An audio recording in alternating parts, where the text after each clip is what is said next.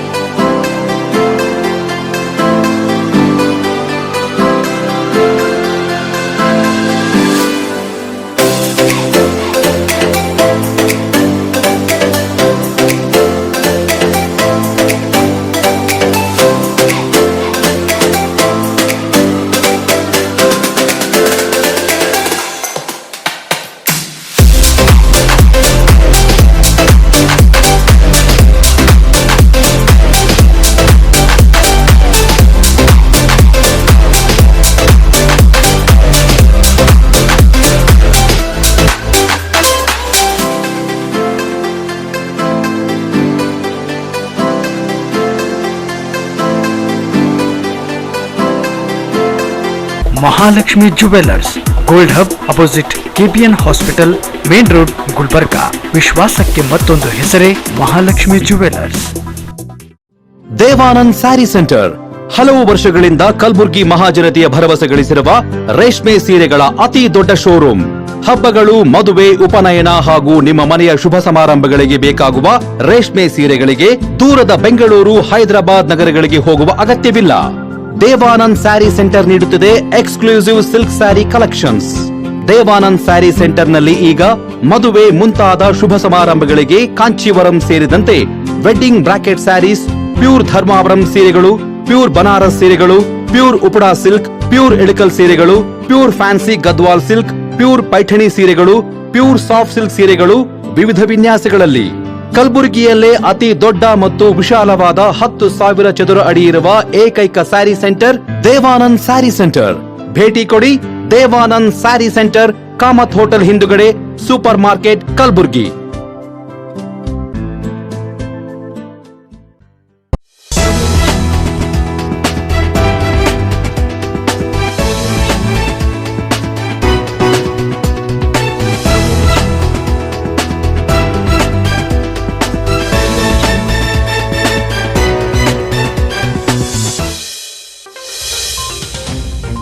ನಮಸ್ಕಾರ, ಇನ್ ಗುಲ್ಬರ್ಗಾ ವಾರ್ತೆಗಳಿಗೆ ಸ್ವಾಗತ. ಮೊದಲಿಗೆ ಹೆಡ್ಲೈನ್ಸ್.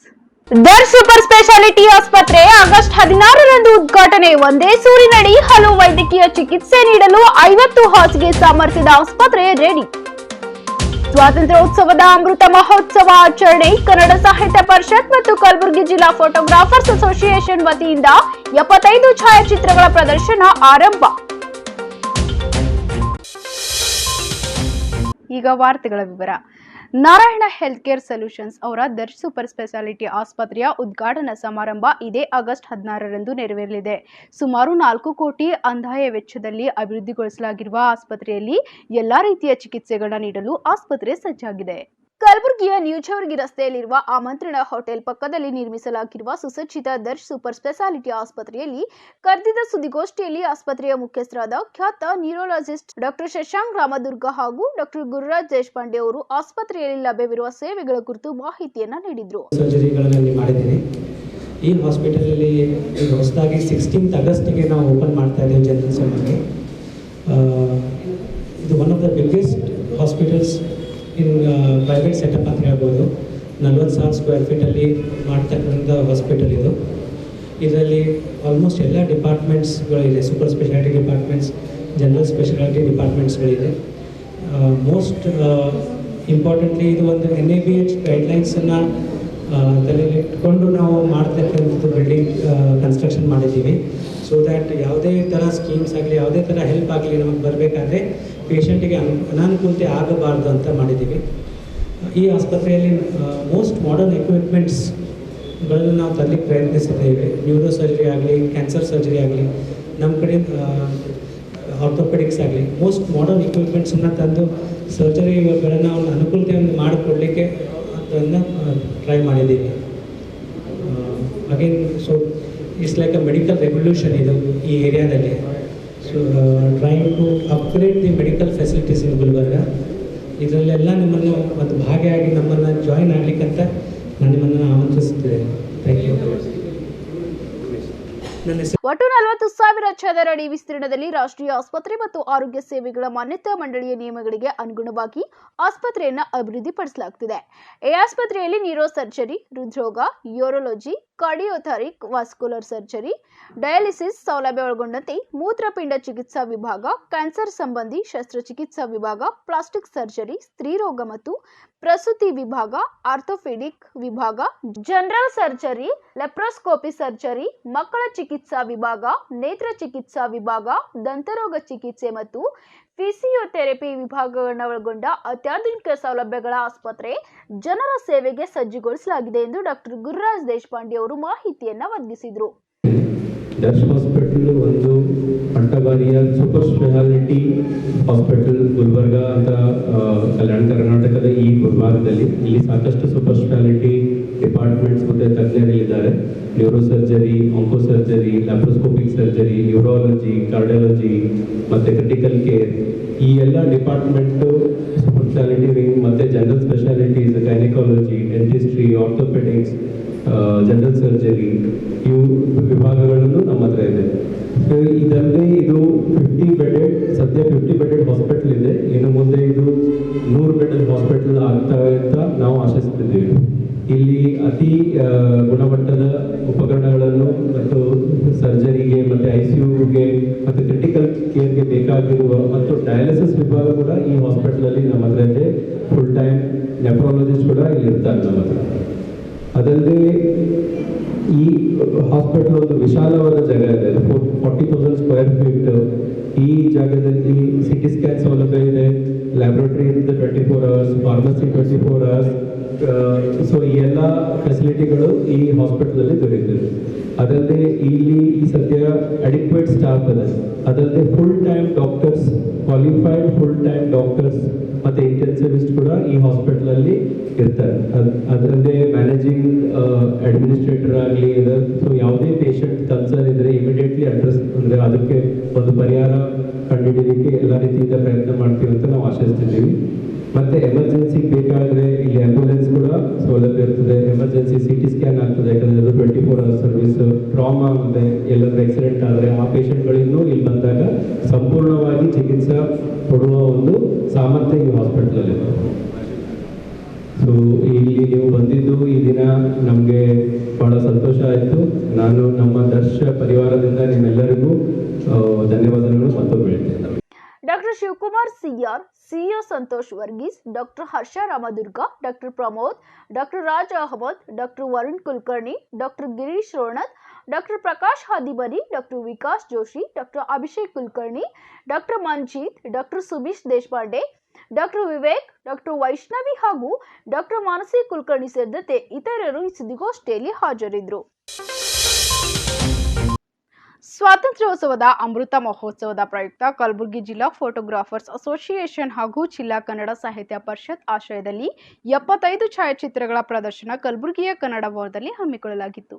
ಕಲಬುರಗಿಯ ಜಿಲ್ಲಾ ಫೋಟೋಗ್ರಾಫರ್ಸ್ ಅಸೋಸಿಯೇಷನ್ ಹಾಗೂ ಜಿಲ್ಲಾ ಕನ್ನಡ ಸಾಹಿತ್ಯ ಪರಿಷತ್ ಆಶ್ರಯದಲ್ಲಿ ಕನ್ನಡ ಭವನದಲ್ಲಿ ಆರಂಭಗೊಂಡ 75 ಛಾಯಾಚಿತ್ರಗಳ ಪ್ರದರ್ಶನ ಕಾರ್ಯಕ್ರಮಕ್ಕೆ ಹಿರಿಯ ಚಿತ್ರಕಲಾವಿದರಾದ ಡಾಕ್ಟರ್ SM ನೀಲಾ ಅವರು ಚಾಲನೆಯನ್ನು ನೀಡಿದರು. ಉದ್ಘಾಟನೆಯ ಬಳಿಕ ಮುಖ್ಯ ಅತಿಥಿಗಳು ಛಾಯಾಚಿತ್ರ ಪ್ರದರ್ಶನವನ್ನು ವೀಕ್ಷಿಸಿ ತಮ್ಮ ಮೆಚ್ಚುಗೆಯನ್ನು ವ್ಯಕ್ತಪಡಿಸಿದರು.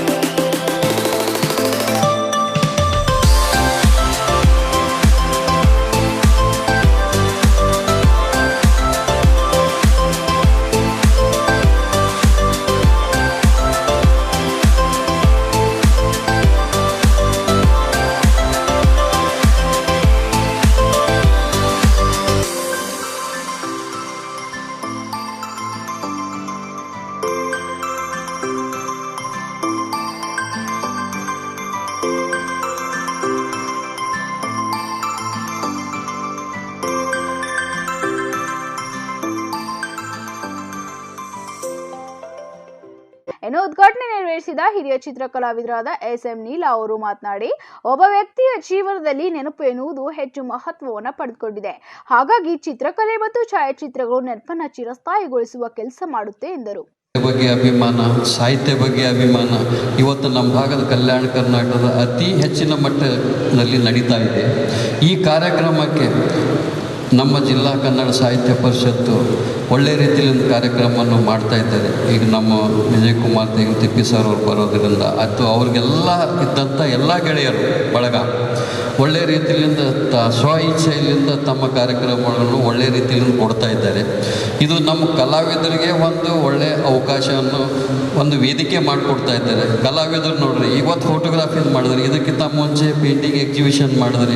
ಈ ಥರ ಎಲ್ಲೆಲ್ಲೋ ಇದ್ದಂಥ ಕಲಾವಿದರಿಗೆ ಒಂದು ಕಡೆ ಕೂಡಿಸಿ ವೇದಿಕೆ ಮೇಲೆ ಕೊಟ್ಟು ಇವತ್ತು ಕಲಾವಿದರಿಗೆ ಮತ್ತು ಸಾಹಿತ್ಯಗಳಿಗೆ ಮತ್ತು ಎಲ್ಲ ನಮ್ಮದು ಛಾಯಾ ಫೋಟೋಗ್ರಾಫಿ ಇನ್ನೂ ಬೇರೆ ಬೇರೆ ಭಾಳಷ್ಟು ಎಲೆಮರೆ ಇದ್ದಂಥ ಕಲಾವಿದರಿದ್ದಾರೆ. ಅವ್ರಿಗೆ ಕರ್ಕೊಂಡು ಬಂದು ಒಳ್ಳೆಯ ಕಾರ್ಯಕ್ರಮ ಕೊಡ್ತಾ ಇದ್ದಾರೆ. ಈ ಒಂದು ಉದ್ಘಾಟನೆಗಾಗಿ ನಮ್ಮನ್ನು ಕರೆಸಿದ್ದಕ್ಕಾಗಿ ಇವತ್ತಿನ ದಿವಸ ಒಳ್ಳೆಯ ರೀತಿಯಿಂದ ಇನ್ನೂ ಹೆಚ್ಚಿಗೆ ಬೆಳೀಲಿ ಈ ಸಾಹಿತ್ಯ ಪರಿಷತ್ತು, ಒಳ್ಳೆಯ ಕಾರ್ಯಕ್ರಮ ಮಾಡಲಿ. ಈ ಉದ್ಘಾಟನೆ ಕಾರ್ಯಕ್ರಮಕ್ಕೆ ನನ್ನನ್ನು ಕರೆಸಿದ್ದಕ್ಕಾಗಿ ತಮ್ಮೆಲ್ಲರಿಗೂ ಅನಂತ ವಂದನೆಗಳನ್ನು. ಅಮೃತ ಮಹೋತ್ಸವವನ್ನು ಇದೇ ರೀತಿ ಇನ್ನೂ ಬೇರೆ ಬೇರೆ ಹೆಚ್ಚಿನ ನಡೀಲಿ ಅಂತ ಹೇಳಿ ನನ್ನನ್ನು ದೇವರಲ್ಲಿ ಪ್ರಾರ್ಥಿಸಿ ತಮ್ಮೆಲ್ಲರಿಗೂ. ಕರ್ನಾಟಕ ಕಾರ್ಯನಿರತ ಪತ್ರಕರ್ತರ ಸಂಘದ ರಾಜ್ಯೋಪಾಧ್ಯಕ್ಷರಾದ ಭವಾನಿ ಸಿಂಗ್ ಅವರು ಮಾತನಾಡಿ, ಒಬ್ಬ ವ್ಯಕ್ತಿಯ ಹುಟ್ಟಿನಿಂದ ಹಿಡಿದು ಸಾವಿನ ಬಳಿಕವೂ ಫೋಟೋ ಎಂಬುದು ಪ್ರಧಾನ ಪಾತ್ರ ವಹಿಸುತ್ತೆ. ಈ ನಿಟ್ಟಿನಲ್ಲಿ ಕಲಬುರಗಿ ಜಿಲ್ಲಾ ಫೋಟೋಗ್ರಾಫರ್ಸ್ ಅಸೋಸಿಯೇಷನ್ ಅತ್ಯುತ್ತಮವಾದ ಕೆಲಸ ಮಾಡಿದೆ ಎಂದು ಮೆಚ್ಚುಗೆಯನ್ನು ವ್ಯಕ್ತಪಡಿಸಿದರು. ಅಂತ ಒಂದು ಫೋಟೋ ತೆಗೆಯೋರು ಒಂದು ಫೋಟೋ ತೆಗಿಬೋದು, ಮಾತಾಡೋದು ಸಮಸ್ಯೆ ಆಗ್ತದೆ, ಆದರೂ ಒಂದು 2 ನಿಮಿಷ ಮಾತಾಡ್ತೀವಿ. ಈಗ ನಾನು ಅದೇ ಅನಿಸ್ತೀವಿ, ಈ ಸುವರ್ಣ ಮಹೋತ್ಸವಕ್ಕೆ ಈ 75ನೇ ಸುವರ್ಣ ಮಹೋತ್ಸವಕ್ಕೂ ಹಾಗೂ ಈ ಛಾಯಾ ಪ್ರದರ್ಶನಕ್ಕೂ ಏನು ಸಂಬಂಧ ಅಂತ ತಿಳಿಸಿದ್ರೆ ಭಾಳ ಮಂದಿ ಕನ್ಫ್ಯೂಸ್ ಆಗ್ಬೋದು. ಅದರಲ್ಲಿ ಬಹಳಷ್ಟು ಮಹತ್ವದ, ಯಾಕಂದ್ರೆ ಸ್ವಾತಂತ್ರ್ಯೋತ್ಸವದಾಗ ನಮ್ಮ ಸ್ವಾತಂತ್ರ್ಯ ಚಳವಳಿ ಒಳಗೆ ಈಗ ನಮ್ಮ ಹೇಳಿದ ಹಿಂದೆಲ್ಲ ಸುಭಾಷ್ ಚಂದ್ರ ಬೋಸ್ ಅವರು, ಮಹಾತ್ಮ ಗಾಂಧಿಯವರು, ಲಾಲಾ ಲಜಪತ್ ರಾಯ್ ಅವರು, ಚಂದ್ರಶೇಖರ್ ಆಜಾದ್, ಭಗತ್ ಸಿಂಗ್, ಇವರೆಲ್ಲರೂ, ಸುಖದೇವ್, ಇವರೆಲ್ಲರೂ ಹೆಂಗಿದ್ರು ಅಂತ ನಮ್ಗೆ ಯಾರಿಗೂ ಗೊತ್ತಿತ್ತು ಹೇಳಿ. ಅವಾಗಿನ ಛಾಯಾಚಿತ್ರ ಪ್ರಭಾವ ಛಾಯಾಗ್ರಾಹಕರು ಇರಲಿಲ್ಲ. ಆ ಛಾಯಾಗ್ರಾಹಕರು ಫೋಟೋ ತೆಗೆದಕ್ಕೆ ಇವತ್ತೆಲ್ಲ ನಾವು ನೋಡ್ಲತ್ತೀವಿ. ಆಮೇಲೆ ನಮ್ಮ ಸ್ವಾತಂತ್ರ್ಯ ಹ್ಯಾಂಗಾಯಿತು 75 ವರ್ಷ 47ರಾಗ ಎಷ್ಟೆಷ್ಟು ಸತ್ಯಾಗ್ರಹ, ಎಷ್ಟೆಷ್ಟು ಕಷ್ಟಪಟ್ಟು ಅವಾಗಿನ ಕಾಲದ್ದೆಲ್ಲ ಛಾಯಾಚಿತ್ರ ನಾವೆಲ್ಲ ನೋಡ್ತೀವಿ. ಸೊ ಆಗಿನ ಛಾಯಾಚಿತ್ರಗಳು ತೆಗೆದಿದ್ದಕ್ಕೆ ನಾವು ಇವತ್ತೆಲ್ಲ ನೋಡ್ತಾ ಇದ್ದೀವಿ. ಸೊ ಆ ರೀತಿಯಿಂದ ನಾವು ಇವತ್ತು ತಿಗಲ್ ತಿಪ್ಪಿಯವ್ರು ಇಟ್ಕೊಂಡ್ರೆ ಅಂತ ನಂಗೆ ಅನಿಸ್ತದೆ. ಸೊ ಅದಕ್ಕೆ ಇಡೀ ಎಲ್ಲ ಛಾಯಾಚಿತ್ರಗ್ರಾಹಕರ ಪರವಾಗಿ ಕನ್ನಡ ಸಾಹಿತ್ಯ ಪರಿಷತ್ತಿಗೆ ಅಭಿನಂದನೆ ಸಲ್ಲಿಸ್ತೀನಿ. ಇದರಲ್ಲಿ ಯಾಕಂದ್ರೆ ನಮ್ಮ ಛಾಯಾಚಿತ್ರ ಇಷ್ಟು ಮಹತ್ವದ ಹೊಂದಿದೆ ರೀ.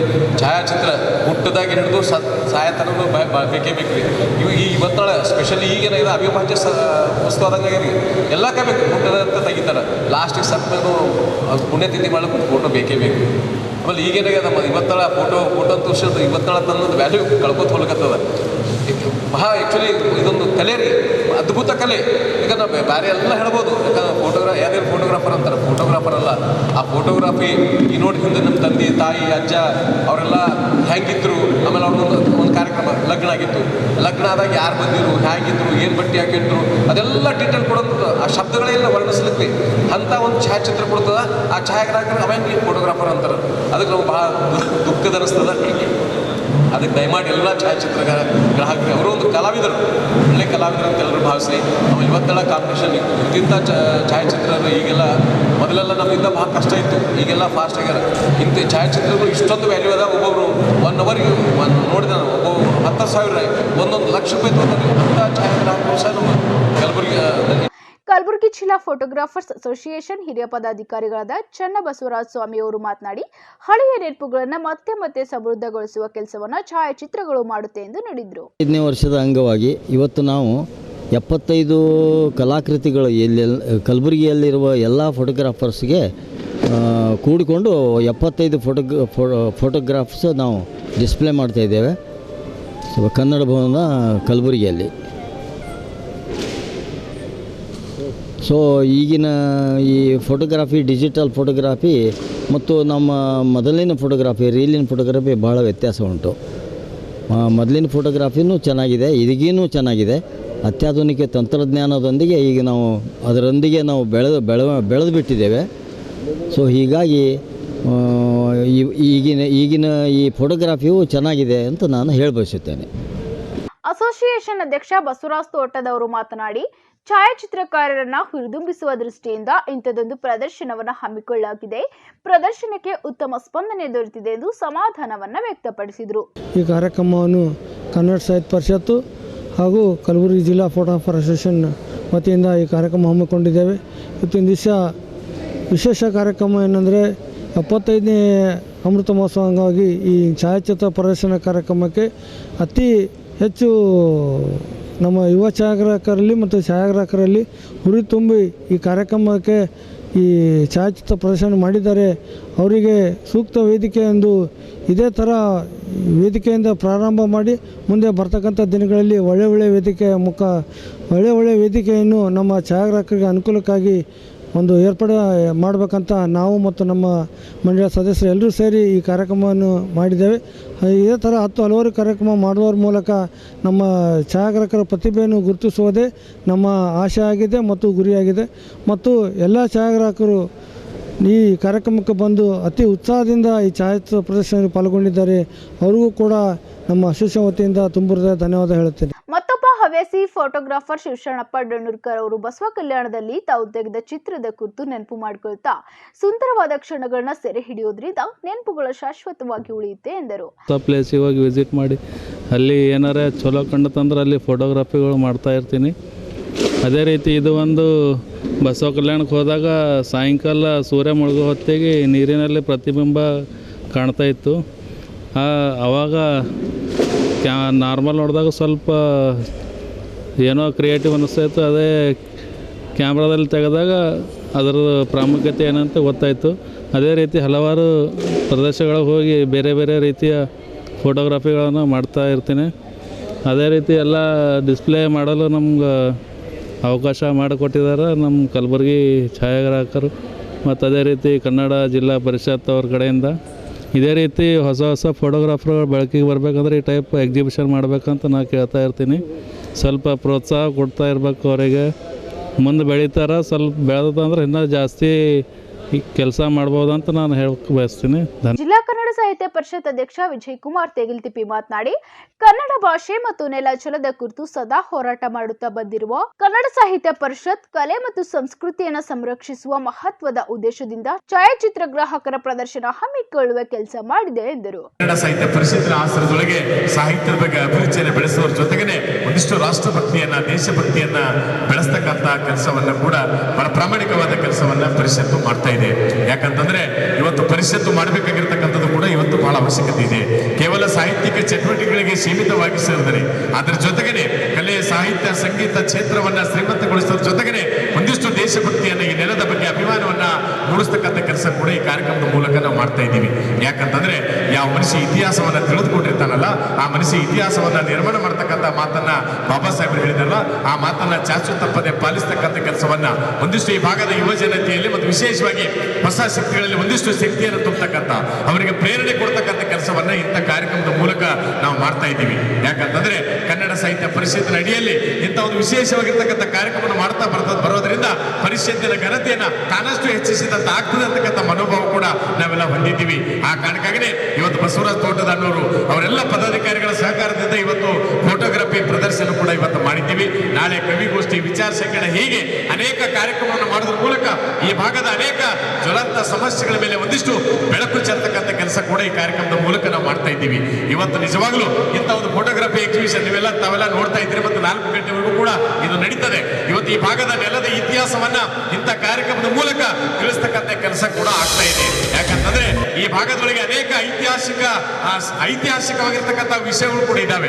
ಈ ಭಾಗದ ಮಕ್ಕಳಿಗೆ ವಿಶೇಷವಾಗಿ ಯುವ ಜನತೆಗೆ ಮುಟ್ಟಿಸ್ತಕ್ಕಂಥ ಕೆಲಸವನ್ನ ಶಾಲಾ ಕಾಲೇಜಲ್ಲಿ ಇಂಥ ಕಾರ್ಯಕ್ರಮ ಮಾಡೋದ್ರ ಮೂಲಕ ಸಾವಿರದ ಹೋರಾಟಗಾರ ಎನ್ನುವ ಒಂದು ವಿಶೇಷವಾದ ಒಂದು ಮಹಾಕೋಶ ವಾಕ್ಯದೊಂದಿಗೆ ಆ ಕಾರ್ಯಕ್ರಮ ಕೂಡ ನಾವು ಮಾಡ್ತಾ ಇದ್ದೀವಿ. ಯಾಕಂತಂದ್ರೆ ನಮ್ಮ ಭಾಗದ ಹೋರಾಟಗಾರನ ಪರಿಚಯಿಸ್ತಕ್ಕಂಥ ಕೆಲಸ ಕೂಡ ಮಾಡಬೇಕಾಗಿರ್ತಕ್ಕಂಥದ್ದು ಬಹಳ ಅವಶ್ಯಕತೆ ಇದೆ.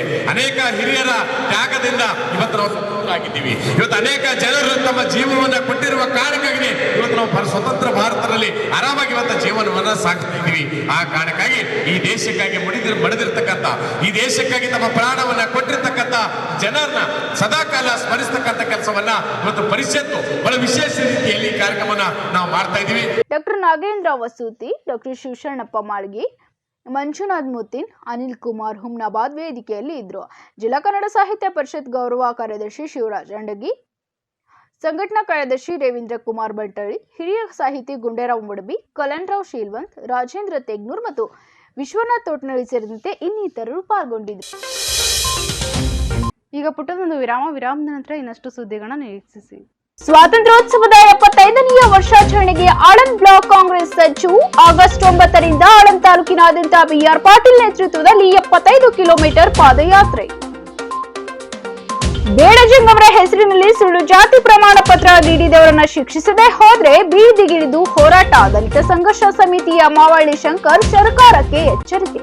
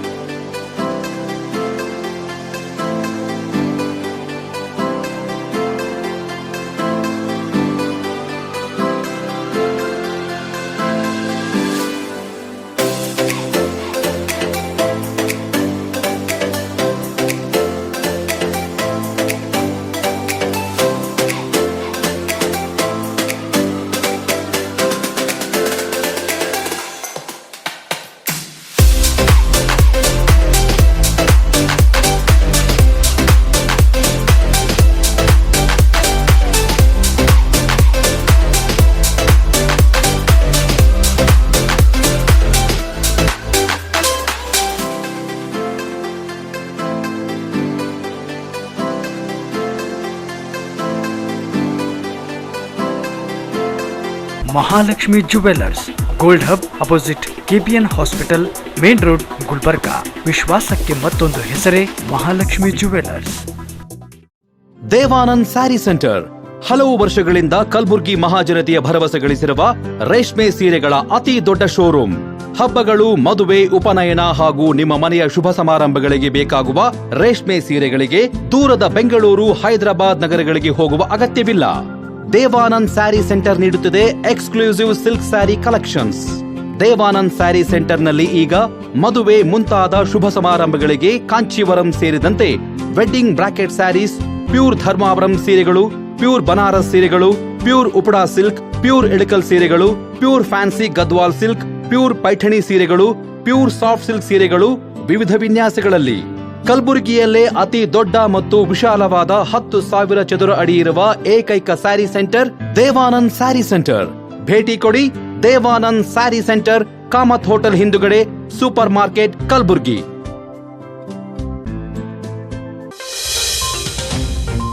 ವಿರಾಮದ ನಂತರ ಮತ್ತೊಮ್ಮೆ ಗುಲ್ಬರ್ಗಾ ವಾರ್ತೆಗಳಿಗೆ ಸ್ವಾಗತ. ದೇಶದ ಸ್ವಾತಂತ್ರ್ಯೋತ್ಸವದ 75ನೇ ವರ್ಷಾಚರಣೆಯ ಪ್ರಯುಕ್ತ ಆಳಂದ್ ಬ್ಲಾಕ್ ಕಾಂಗ್ರೆಸ್ ವತಿಯಿಂದ ಇದೇ ಆಗಸ್ಟ್ 9ರಂದು ಆಳಂದ್ ತಾಲೂಕಿನಾದ್ಯಂತ 75 ಕಿಲೋಮೀಟರ್ ಪಾದಯಾತ್ರೆ ಹಮ್ಮಿಕೊಳ್ಳಲಾಗುತ್ತಿದೆ ಎಂದು ವಿಧಾನ ಪರಿಷತ್ನ ಮಾಜಿ ಉಪಸಭಾಪತಿ ಹಾಗೂ ಮಾಜಿ ಶಾಸಕ ಬಿಆರ್ ಪಾಟೀಲ್ ತಿಳಿಸಿದ್ದಾರೆ.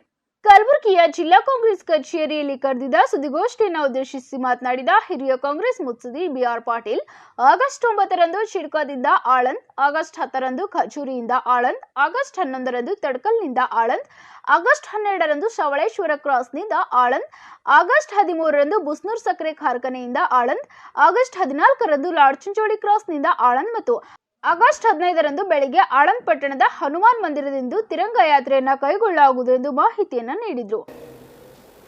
ದಿನಾಂಕ 9/8/2022ರಂದು ಪಾದಯಾತ್ರೆಯನ್ನು ಹಮ್ಮಿಕೊಂಡಿದ್ದೇವೆ.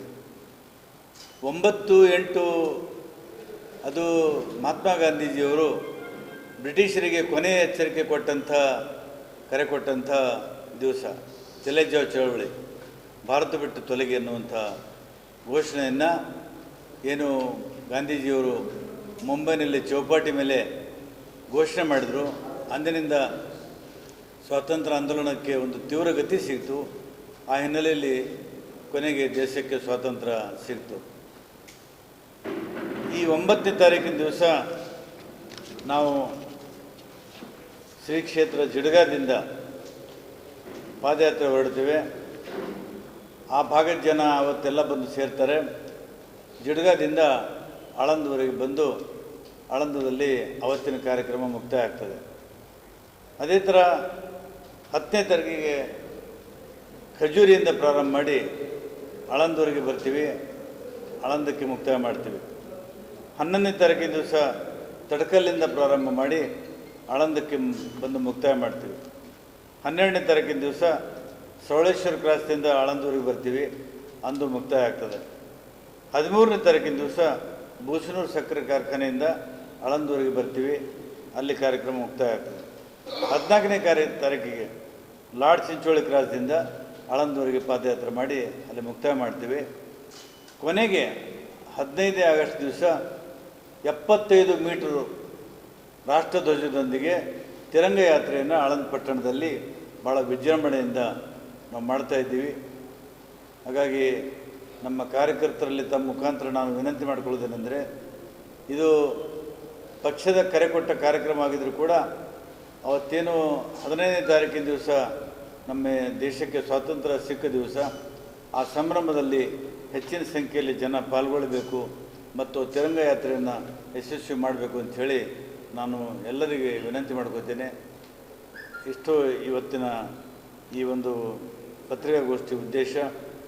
ಇದರಿಂದ ಈ ಪಾದಯಾತ್ರೆಯಿಂದ ಏನು ನಾವು ಸಾಧನೆ ಮಾಡ್ಬೋದು ಅಂತಂದರೆ, ನಮ್ಮ ಕಾರ್ಯಕರ್ತರ ಮನಸ್ಸಿನಲ್ಲಿ ಒಂದು ಇಚ್ಛಾಶಕ್ತಿ ಗಟ್ಟಿಗೊಳ್ಳುತ್ತದೆ.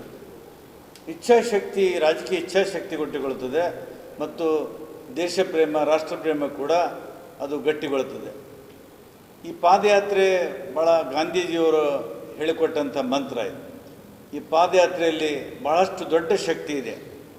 ಬಹುಶಃ ಬ್ರಿಟಿಷರ ಆಡಳಿತವನ್ನು ಅಲುಗಾಡಿಸಿದಂಥ ಶಕ್ತಿ ಪಾದಯಾತ್ರೆಗಿದೆ. ಆ ನಿಟ್ಟಿನಲ್ಲಿ ನಮ್ಮ ಆಲ್ ಇಂಡಿಯಾ ಕಾಂಗ್ರೆಸ್ ಪಾರ್ಟಿಯವರು ಮತ್ತು KPCC ಅವರು ನಮಗೆ ನಿರ್ದೇಶನ ಕೊಟ್ಟು ಈ ಒಂದು ಕಾರ್ಯಕ್ರಮವನ್ನು ಹಮ್ಮಿಕೊಳ್ಳೋಕ್ಕೆ ನಮಗೆ ಅವಕಾಶ ಮಾಡಿಕೊಟ್ಟಿದ್ದಾರೆ. ಈಗಾಗಲೇ ನಮ್ಮ ಜಿಲ್ಲೆಯಲ್ಲಿ ಶರಣ್ ಪ್ರಕಾಶ್ ಪಾಟೀಲರು ಈ ಪಾದಯಾತ್ರೆಯನ್ನು ಪ್ರಾರಂಭ ಮಾಡಿ ಅವರು ಮಾಡ್ತಾಯಿದ್ದಾರೆ. ನಿನ್ನೆ ಕಾಳಗಿಯಲ್ಲಿ ಸುಭಾಷ್ ರಾಠೋಡ್ ಅವರು ಕೂಡ ಕಾರ್ಯಕ್ರಮವನ್ನು ಪ್ರಾರಂಭ ಮಾಡಿದ್ರು. ಈ ಥರ ಬೇರೆ ಬೇರೆ ಎಲ್ಲ ಕ್ಷೇತ್ರಗಳಲ್ಲಿ ಕೂಡ ಈ ಪಾದಯಾತ್ರೆ ಪ್ರಾರಂಭ ಆಗ್ತದೆ. ಮತ್ತು ನಿನ್ನೆ KPCCಯಿಂದ ಒಂದು ನಿರ್ದೇಶನ ಬಂದಿದೆ. ಮುಂಚೆ 15ನೇ ತಾರೀಕಿನ ಒಳಗಾಗಿ ಈ ಪಾದಯಾತ್ರೆಯನ್ನು ಮಾಡಿ ಮುಗಿಸ್ಬೇಕನ್ನುವಂಥದ್ದಿತ್ತು. ಅದನ್ನು ರಿಲ್ಯಾಕ್ಸ್ ಮಾಡಿ ಈ ತಿಂಗಳು ಕೊನೆಯವರೆಗೂ ಕೂಡ ನೀವು ಮಾಡ್ಬೋದು ಅನ್ನುವಂಥ ಒಂದು ಸೂಚನೆಯನ್ನು ಕೊಟ್ಟಿದ್ದಾರೆ. ಹಾಗಾಗಿ ಬೇರೆ ಬೇರೆ ಕ್ಷೇತ್ರದಲ್ಲಿ ಕೂಡ ಬೇರೆ ಬೇರೆ 15 ನಂತರ ಕೂಡ ಈ ಪಾದಯಾತ್ರೆಯನ್ನು ಹಮ್ಮಿಕೊಳ್ಳುವಂಥ ಕೆಲಸವನ್ನು ನಮ್ಮ ಪಕ್ಷದ ಮುಖಂಡರು ಮಾಡ್ತಾರೆ. ಕೆಪಿಸಿಸಿ ಪ್ರಧಾನ ಕಾರ್ಯದರ್ಶಿ ಶರಣು ಮೋದಿ, ಜಿಲ್ಲಾ ಪಂಚಾಯಿತಿ ಮಾಜಿ ಸದಸ್ಯ ಸಿದ್ದರಾಮ ಪ್ಯಾಟಿ ಮತ್ತು ಗಣೇಶ್ ಪಾಟೀಲ್ ಸುದ್ದಿಗೋಷ್ಠಿಯಲ್ಲಿ ಹಾಜರಿದ್ದರು. ಬೇಡ ಜಂಗಮರ ಹೆಸರಿನ ಮೇಲೆ ಸುಳ್ಳು ಜಾತಿ ಪ್ರಮಾಣ ಪತ್ರ ನೀಡುತ್ತಿರುವುದನ್ನು ಕೂಡಲೇ ರದ್ದುಪಡಿಸಿ ಸುಳ್ಳು ಜಾತಿ ಪ್ರಮಾಣ ಪತ್ರ ನೀಡಿದ ಮತ್ತು ಪಡೆದ ವ್ಯಕ್ತಿಗಳ ವಿರುದ್ಧ ಕಾನೂನು ಕ್ರಮ ಕೈಗೊಳ್ಳಬೇಕು ಎಂದು ಕರ್ನಾಟಕ ದಲಿತ ಸಂಘರ್ಷ ಸಮಿತಿ ಅಂಬೇಡ್ಕರ್ ವಾದ ರಾಜ್ಯ ಪ್ರಧಾನ ಸಂಚಾಲಕ ಮಾವಳ್ಳಿ ಶಂಕರ್ ಒತ್ತಾಯಿಸಿದರು. ಕಲಬುರಗಿಯ ಪತ್ರಿಕಾ ಭವನದಲ್ಲಿ ಭಾನುವಾರ ಸುದ್ದಿಗೋಷ್ಠಿಯನ್ನು ಉದ್ದೇಶಿಸಿ ಮಾತನಾಡಿದ ಮಾವಳ್ಳಿ ಶಂಕರ್, ವೀರಶೈವ ಜಂಗಮರು ಸಹ ಬೇಡ ಜಂಗಮ ಪ್ರಮಾಣ ಪತ್ರ ಪಡೆದು ತಾವು ಎಸ್ಸಿ ಎನಿಸಿಕೊಂಡು ಸರ್ಕಾರದ ಮೀಸಲಾತಿಯ ಪ್ರಯೋಜನ ಪಡೆಯಲು ಹೋರಾಟ ಮಾಡುತ್ತಿದ್ದಾರೆ. ಸರ್ಕಾರ ವೀರಶೈವ ಜಂಗಮರಿಗೆ ಎಸ್ಸಿ ಪ್ರಮಾಣ ಪತ್ರ ನೀಡಿದರೆ ಉಗ್ರ ಹೋರಾಟ ರೂಪಿಸಬೇಕಾಗುತ್ತೆ ಎಂದು ಶಂಕರ್ ಎಚ್ಚರಿಕೆಯನ್ನ ನೀಡಿದರು. ಪರಸ್ಪರ ಸಮುದಾಯಗಳ ನಡುವೆ ಒಂದು ಸಂಘರ್ಷ ಇವತ್ತು ಬರ್ತಾ ಇದೆ. ತಮ್ಮ ತಿಳಿದಿರುವ ಹಾಗೆ ಈಗ SC ST ಮೀಸಲಾತಿ ಏನಿದೆ ಅದರಲ್ಲಿ ಸುಮಾರು 101 ಜಾತಿಗಳಿದೆ. SCಗಳಲ್ಲಿ 101 ಜಾತಿ ಇದೆ, STಗಳಲ್ಲಿ 50 ಜಾತಿಗಳಿದೆ. ಇವುಗಳಿಗೆ ಸಂವಿಧಾನಾತ್ಮಕವಾಗಿ ಮೀಸಲಾತಿಯನ್ನು ಕೊಟ್ಟಿದ್ದಾರೆ. ಆದರೆ ರಾಜಕೀಯ ಕಾರಣಗಳಿಗಾಗಿ ಕೆಲವು ಜಾತಿಗಳನ್ನು ಇದರಲ್ಲಿ ಆಗಿಂದಾಗೆ ಸೇರಿಸ್ತಾ ಬರ್ತಾ ಇದ್ದಾರೆ. ಒಂದು ಸಿನಾನಿಮಸ್ ಆದಂಥ ಒಂದು ಸಾಂಸ್ಕೃತಿಕವಾದಂತಹ ಕೆಲವು ಹೋಲಿಕೆಗಳಿದ್ದಾವೆ ಅನ್ನೋ ಕಾರಣಕ್ಕೆ ಕೆಲವು ಜಾತಿಗಳನ್ನು ಸೇರಿಸಬೇಕು ಅಂತ ಒತ್ತಡಗಳು ಬರ್ತಾ ಇದೆ. ಈಗ ಮಡಿವಾಳರು ಕೇಳ್ತಿದ್ದಾರೆ ನಮ್ಮನ್ನು SC ಪಟ್ಟಿಗೆ ಸೇರಿಸಿ ಅಂತೇಳಿ. ಹಾಗೆಯೇ ಈಗ ಕುರುಬರು ಕೇಳ್ತಿದ್ದಾರೆ ನಮ್ಮನ್ನು ST ಪಟ್ಟಿಗೆ ಸೇರಿಸಿ ಅಂತೇಳಿ. ಹೀಗಾಗಿ ಹಲವಾರು ರಾಜಕೀಯ ಕಾರಣಗಳಿಗಾಗಿ ನಿಜವಾದ ಯಾವ ಸಮುದಾಯಗಳು ಅವಕಾಶ ವಂಚಿತರಾಗಿದ್ದರು ಅವುಗಳಿಗೆ ಇವತ್ತು ಬಹುದೊಡ್ಡ ರೀತಿಯಲ್ಲಿ ಅನ್ಯಾಯ ಆಗ್ತಾ ಇದೆ. ಈ ಕರ್ನಾಟಕದಲ್ಲಿ ತಮಗೆ ತಿಳಿದಿರುವ ಹಾಗೆ ಲಿಂಗಾಯತ ಸಮುದಾಯ ಅನ್ನೋದಕ್ಕೆ ಬಹುದೊಡ್ಡ ರೀತಿಯ ವಿಶಾಲವಾದಂಥ ಬಸವಾದಿ ಶರಣರ ಹೋರಾಟದ ಒಂದು ಪರಂಪರೆ ಇದೆ. ಅದಕ್ಕೆ ಬಸವಣ್ಣನವರ ಒಂದು ಅವರ ನಿಜವಾದ ಅರ್ಥದ ಒಂದು ಕ್ರಾಂತಿ ಹೋರಾಟ ಅದರ ಹಿನ್ನೆಲೆ ಇದೆ. ಆದರೆ ಇವತ್ತೇನಾಗಿದೆ ಅಂದರೆ ಇವತ್ತು ಎಲ್ಲ ವೀರಶೈವ ಲಿಂಗಾಯತ ಸಮುದಾಯ SC ನಮಗೆ ಸರ್ಟಿಫಿಕೇಟ್ ಕೊಡಿ ಅಂತ ಹೇಳಿ ಕೇಳ್ತಿದ್ದಾರೆ. ಅದಕ್ಕೆ ಸಾಕಷ್ಟು ಈಗಾಗಲೇ ಸಂಶೋಧನೆಗಳಾಗಿದೆ. ಈಗ KN ಸಿಂಗ್ ಅನ್ನುವಂಥ ಒಬ್ಬರು ಮಾನವ ಕುಲಶಾಸ್ತ್ರೀಯ ಅಧ್ಯಯನ ಮಾಡಿದವರು ಸುದೀರ್ಘ ಕಾಲ ಅವರು ಅಧ್ಯಯನ ಮಾಡಿ ಈ ಬೇಡ ಜಂಗಮ ಅಥವಾ ಬುಡಗ ಜಂಗಮ ಇವರು ಎಲ್ಲಿಂದ ಒರಿಜಿನೇಟ್ ಆದರು, ಇವರ ಸಾಂಸ್ಕೃತಿಕ ಲಕ್ಷಣಗಳೇನು, ಇವರ ಭಾಷೆ ಏನು, ಇವರ ಆಹಾರ ಪದ್ಧತಿ ಏನು ಅನ್ನೋದ್ರ ಬಗ್ಗೆ ತುಂಬ ಅಮೂಲಾಗ್ರವಾಗಿ ಅವರು ಅದನ್ನು ಸಂಶೋಧನೆ ಮಾಡಿದ್ದಾರೆ. ಸಂಶೋಧನೆ ಮಾಡಿ ಹೇಳಿದ್ದಾರೆ, ಇವರ ಭಾಷೆ ಮೂಲತಃ ಇವರು ಆಂಧ್ರದಿಂದ ಬಂದಂತಹ ಒಂದು ವಲಸೆ ಸಮುದಾಯ. ಇದು ವಿಶೇಷವಾಗಿ ನಮ್ಮ ರಾಯಚೂರು, ಗುಲ್ಬರ್ಗ, ಬೀದರು, ಬಿಜಾಪುರ ಇಂಥ ಗಡಿಭಾಗಗಳಲ್ಲಿ ಇವತ್ತು ಅವರು ವಾಸಸ್ಥಾನ ಮಾಡಿಕೊಂಡಿದ್ದಾರೆ. ಅವರ ಮೂಲ ಭಾಷೆ ಅದು ತೆಲುಗು ಮಿಶ್ರಿತವಾದಂಥದ್ದು. ಅವರ ಆಹಾರ ಪದ್ಧತಿ ಹಂದಿ, ಬೇರೆ ಬೇರೆ ಮಾಂಸ ಆಹಾರವನ್ನು ಅವರು ಸೇವಿಸ್ತಾರೆ. ಅಕ್ಷರಸ್ಥ ಸಮುದಾಯ ಅಲ್ಲ, ಅದು ಅನಕ್ಷರಸ್ಥ ಸಮುದಾಯ ಮತ್ತು ನೊಮ್ಯಾಡಿಕ್ ಅಂತ ಒಂದು ಕಡೆ ಇರೋದಿಲ್ಲ. ಅವರು ಭಿಕ್ಷೆ ಬೇಡ್ಕೊಂಡು ಊರೂರು ತಿರುಗ್ತಾ ಇರ್ತಾರೆ ಅನ್ನುವಂಥದ್ದನ್ನು ಅವರು ಪ್ರತಿಪಾದನೆ ಮಾಡಿರುವಂಥದ್ದು KN ಸಿಂಗ್ ವರದಿ ಇವತ್ತು ಕರ್ನಾಟಕದ ಸರ್ಕಾರದ ಮುಂದೆ ಇದೆ. ಆದರೆ ಇದೆಲ್ಲವನ್ನು ಬದಿಗೊತ್ತಿ ಈಗ ಇಲ್ಲಿರುವಂಥ ವೀರಶೈವ ಲಿಂಗಾಯತ, ಅದರಲ್ಲೂ ಮುಖ್ಯವಾಗಿ ಅವರು ಗುರುತಿಸುವಂಥದ್ದು ಅವರ ಸ್ಥಳನಾಮಗಳು, ಅವರ ಹೆಸರುಗಳು ಕೂಡ ಈಗ ಅವ್ರ ಹೆಸರುಗಳು ವಿಚಿತ್ರವಾಗಿರ್ತವೆ. ಈಗೇನಾಗಿದೆ ಅಂದರೆ ಇಲ್ಲಿ ಈಗ ಅವ್ರು ಹೇಳ್ತಾರೆ ಒಂದು ಕಡೆ ಇವರಿಗೆ ಚಿಕ್ಕ ಮಠ, ಹಿರೇಮಠ, ಮಠಪತಿ, ಸಾಲಿಮಠ ಈ ಥರದ ಹೆಸರುಗಳನ್ನು ಇವರು ಬಳಕೆ ಮಾಡ್ತಾರೆ ಅಂತ ಹೇಳ್ತಾರೆ. ಹಾಗಾದರೆ ನೀವು ಬೇಡ ಜಂಗಮ್ಮ ಅವರನ್ನು ನೋಡಿದ್ರೆ ಅವ್ರ ಹೆಸರುಗಳು ಒಂಥರ ತೆಲುಗು ಮಿಶ್ರಿತ ವಿಚಿತ್ರವಾದಂಥ ಹೆಸರುಗಳನ್ನು ಅವ್ರು ಇಟ್ಕೊಂಡಿರ್ತಾರೆ. ಅವರಿಗೆ ಒಂದು ಸರಿಯಾದ ಹೆಸರು ಕೂಡ ಆ ಸಮುದಾಯಗಳಿಗಿಲ್ಲ. ಸೊ ಇಂಥ ಒಂದು ಸಂದರ್ಭದಲ್ಲಿ ಆ ಸಮುದಾಯಗಳನ್ನೇ ಹೆಸರಿನಲ್ಲಿ ಇವತ್ತು ಮೀಸಲಾತಿ ಸರ್ಟಿಫಿಕೇಟ್ ಗಳೋದಿದೆಯಲ್ಲ, ಇದು ಎಷ್ಟು ಸರಿ ಅನ್ನೋದು ಇವತ್ತು ನಾವು ಯೋಚನೆ ಮಾಡಬೇಕು. ಹೀಗಾಗಿ ಈಗ ಸರ್ಕಾರ ಮೊನ್ನೆ ಎಂಥ ಒಂದು ಬ್ಲಂಡರ್ ಆದಂಥ ತೀರ್ಮಾನ ಮಾಡಿದೆ ಬಸವರಾಜ ಬೊಮ್ಮಾಯಿ ಅವರ ಸರ್ಕಾರ ಅಂದರೆ, ಯಾವುದೇ ಒಂದು ಜಾತಿ ಪತ್ರವನ್ನು ಅಂದರೆ ವಿಶೇಷವಾಗಿ ಬೇಡ ಮತ್ತು ಬುಡಗ ಜಂಗಮ ಅವರ ಹೆಸರಿನಲ್ಲಿ ಒಂದು ಜಾತಿ ಪ್ರಮಾಣ ಪತ್ರವನ್ನು ತೆಗೆದುಕೊಳ್ಬೇಕಾದ್ರೆ ಅದು CRECELಯಿಂದ ಜಾಗೃತ ಕೋಶ ಅಂತ ಇದೆ CRECELಲ್ಲಿ, ಅಲ್ಲಿಂದ ಒಂದು ನೋ ಅಬ್ಜೆಕ್ಷನ್ ಸರ್ಟಿಫಿಕೇಟ್ ತೊಗೋಬೇಕಾಗಿತ್ತು. ಬೀದರಲ್ಲಿ ಯಾವುದೋ ಒಂದು ಪ್ರಕರಣ ಆಯಿತು ಅಂತ ಹೇಳಿ ಅದನ್ನು ನೆಪ ಮಾಡಿಕೊಂಡು ಇವತ್ತು ಅದು ಕಳೆದ ನಮ್ಮ ಅಸೆಂಬ್ಲಿಯಲ್ಲಿ ನಡೆದಂಥ ಅಸೆಂಬ್ಲಿಯಲ್ಲಿ ಒಂದು ಚರ್ಚೆಗೆ ಬಂತು. ಚರ್ಚೆಗೆ ಬಂದಾಗ ಆ ಒಂದು ಏನು CRECELಯಿಂದ ನೋ ಅಬ್ಜೆಕ್ಷನ್ ಸರ್ಟಿಫಿಕೇಟನ್ನು ತಗೊಂಡು ಆ ಮೂಲಕ ಜಾತಿ ಪ್ರಮಾಣ ಪತ್ರ ಇಶ್ಯೂ ಮಾಡಬೇಕು ಅನ್ನುವಂಥ ಒಂದಿತ್ತು. ಅದನ್ನು ಈಗ ಸರ್ಕಾರ ವಿತ್ಡ್ರಾ ಮಾಡಿದೆ.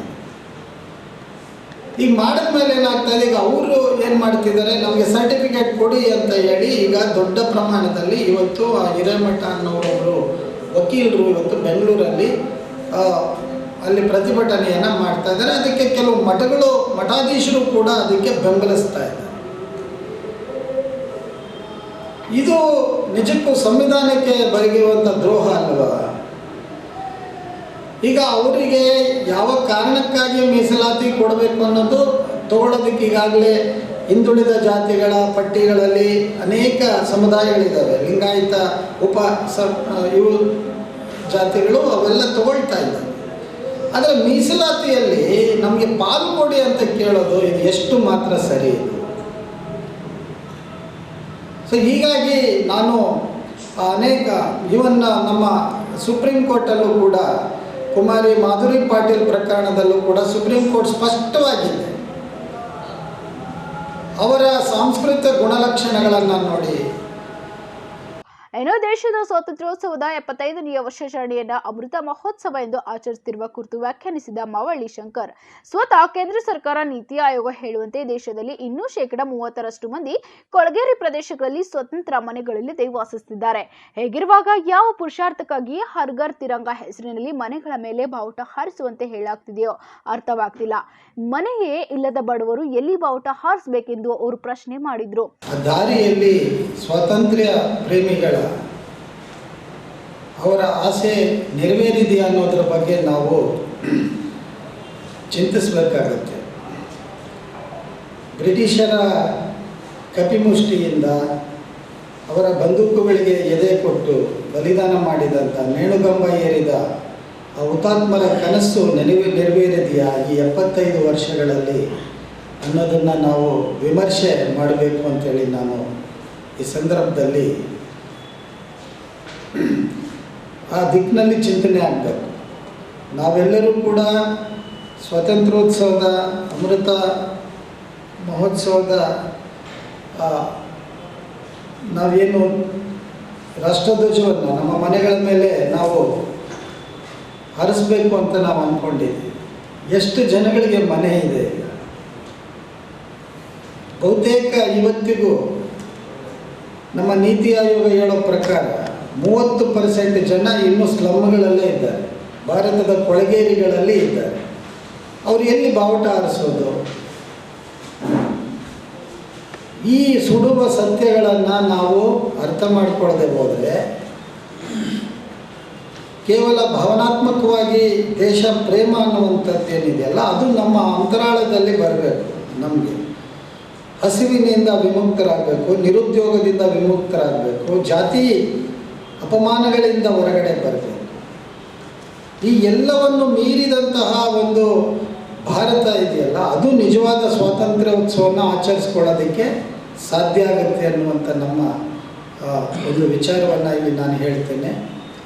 ಹಾಗಾಗಿ ಇವತ್ತು ಇಡೀ ದೇಶ ಯಾವ ಸಂಕಟದಲ್ಲಿದೆ, ಹಸಿವು ಮುಕ್ತ ಭಾರತ, ನಿರುದ್ಯೋಗ ಮುಕ್ತ ಭಾರತ, ಜಾತಿ ಮುಕ್ತ ಭಾರತ ಮತ್ತು ಬಹುತ್ವದ ಭಾರತವನ್ನು ನಾವು ಇವತ್ತು ಕಾಣಬೇಕಾಗಿದೆ. ಸೊ ಇಂಥ ನಿಟ್ಟಿನಲ್ಲಿ ಚರ್ಚೆಗಳಾಗಬೇಕು. ಒಂದು ಅರ್ಥಪೂರ್ಣವಾದಂಥ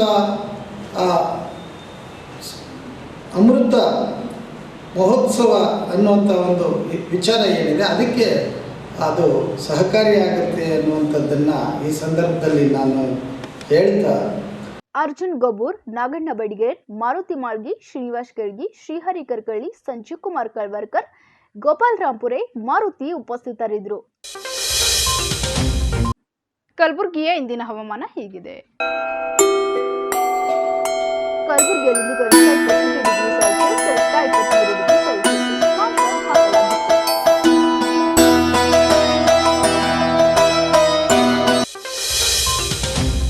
ಕೊನೆಯಲ್ಲಿ ಮತ್ತೊಮ್ಮೆ ಹೆಡ್ಲೈನ್ಸ್. ದರ್ ಸೂಪರ್ ಸ್ಪೆಷಾಲಿಟಿ ಆಸ್ಪತ್ರೆ ಆಗಸ್ಟ್ 16ರಂದು ಉದ್ಘಾಟನೆ. ಒಂದೇ ಸೂರಿನಡಿ ಹಲವು ವೈದ್ಯಕೀಯ ಚಿಕಿತ್ಸೆ ನೀಡಲು 50 ಹಾಸಿಗೆ ಸಾಮರ್ಥ್ಯದ ಆಸ್ಪತ್ರೆ ರೆಡಿ. ಸ್ವಾತಂತ್ರ್ಯೋತ್ಸವದ ಅಮೃತ ಮಹೋತ್ಸವ ಆಚರಣೆ. ಕನ್ನಡ ಸಾಹಿತ್ಯ ಪರಿಷತ್ ಮತ್ತು ಕಲಬುರಗಿ ಜಿಲ್ಲಾ ಫೋಟೋಗ್ರಾಫರ್ಸ್ ಅಸೋಸಿಯೇಷನ್ ವತಿಯಿಂದ 75 ಛಾಯಾಚಿತ್ರಗಳ ಪ್ರದರ್ಶನ ಆರಂಭ. ಇಲ್ಲಿಗೆ ಇಂದಿನ ಗುಲ್ಬರ್ಗ ವಾರ್ತೆಗಳು ಮುಕ್ತಾಯವಾಗುವು. ಮತ್ತೆ ಮುಂದಿನ ಸಂಚಿಕೆಯಲ್ಲಿ ಭೇಟಿಯಾಗೋಣ. ನಮಸ್ಕಾರ.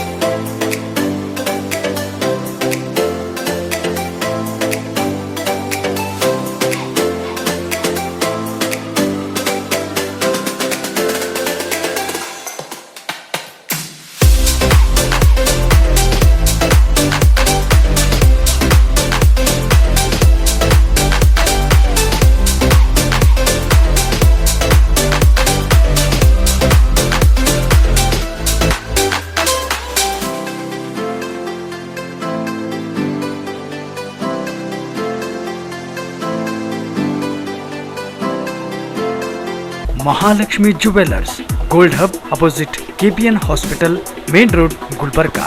ವಿಶ್ವಾಸಕ್ಕೆ ಮತ್ತೊಂದು ಹೆಸರೇ ಮಹಾಲಕ್ಷ್ಮಿ ಜುವೆಲರ್ಸ್. ದೇವಾನಂದ್ ಸ್ಯಾರಿ ಸೆಂಟರ್ ಹಲವು ವರ್ಷಗಳಿಂದ ಕಲಬುರ್ಗಿ ಮಹಾಜನತೆಯ ಭರವಸೆ ಗಳಿಸಿರುವ ರೇಷ್ಮೆ ಸೀರೆಗಳ ಅತಿ ದೊಡ್ಡ ಶೋರೂಮ್. ಹಬ್ಬಗಳು, ಮದುವೆ, ಉಪನಯನ ಹಾಗೂ ನಿಮ್ಮ ಮನೆಯ ಶುಭ ಸಮಾರಂಭಗಳಿಗೆ ಬೇಕಾಗುವ ರೇಷ್ಮೆ ಸೀರೆಗಳಿಗೆ ದೂರದ ಬೆಂಗಳೂರು, ಹೈದರಾಬಾದ್ ನಗರಗಳಿಗೆ ಹೋಗುವ ಅಗತ್ಯವಿಲ್ಲ. ದೇವಾನಂದ್ ಸ್ಯಾರಿ ಸೆಂಟರ್ ನೀಡುತ್ತಿದೆ exclusive silk sari collections. Devanand sari ಸೆಂಟರ್ನಲ್ಲಿ ಈಗ ಮದುವೆ ಮುಂತಾದ ಶುಭ ಸಮಾರಂಭಗಳಿಗೆ ಕಾಂಚೀವರಂ ಸೇರಿದಂತೆ wedding brocade saris, pure Dharmavaram ಸೀರೆಗಳು, ಪ್ಯೂರ್ ಬನಾರಸ್ ಸೀರೆಗಳು, pure Uppada silk, pure Ilkal ಸೀರೆಗಳು, pure fancy Gadwal silk, pure Paithani ಸೀರೆಗಳು, ಪ್ಯೂರ್ ಸಾಫ್ಟ್ ಸಿಲ್ಕ್ ಸೀರೆಗಳು ವಿವಿಧ ವಿನ್ಯಾಸಗಳಲ್ಲಿ. ಕಲಬುರಗಿಯಲ್ಲೇ ಅತಿ ದೊಡ್ಡ ಮತ್ತು ವಿಶಾಲವಾದ 10,000 ಚದುರ ಅಡಿ ಇರುವ ಏಕೈಕ ಸ್ಯಾರಿ ಸೆಂಟರ್ ದೇವಾನಂದ್ ಸ್ಯಾರಿ ಸೆಂಟರ್. ಭೇಟಿ ಕೊಡಿ. ದೇವಾನಂದ್ ಸ್ಯಾರಿ ಸೆಂಟರ್, ಕಾಮತ್ ಹೋಟೆಲ್ ಹಿಂದುಗಡೆ, ಸೂಪರ್ ಮಾರ್ಕೆಟ್, ಕಲಬುರ್ಗಿ.